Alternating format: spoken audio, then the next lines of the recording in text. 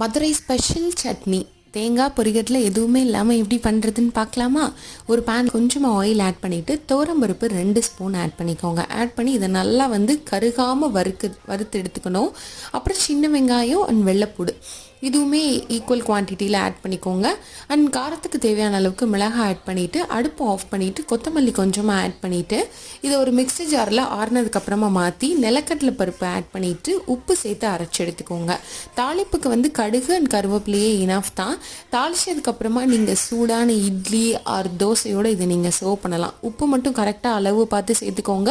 இதில் நீங்கள் இந்த சட்னியில் தாராளமாகவே தண்ணி ஆட் பண்ணலாம். நிறைய தண்ணி ஆட் பண்ணி சாப்பிடும்போது தான் ரொம்ப டேஸ்ட்டாக இருக்கும். இப்போ தோசை ஆர் இட்லியோட இந்த சட்னி சர்வ் பண்ணிங்க அப்படின்னா ரொம்ப டேஸ்ட்டாக இருக்கும். ஹெல்தியும் கூடங்க இந்த சட்னி. இதில் அன்ஹெல்திக்கு எதுவுமே கிடையாது. இந்த ரெசிபியை கண்டிப்பாக ட்ரை பண்ணி பாருங்கள். மறக்காமல் நம்ம சேனலையும் சப்ஸ்கிரைப் பண்ணிக்கோங்க.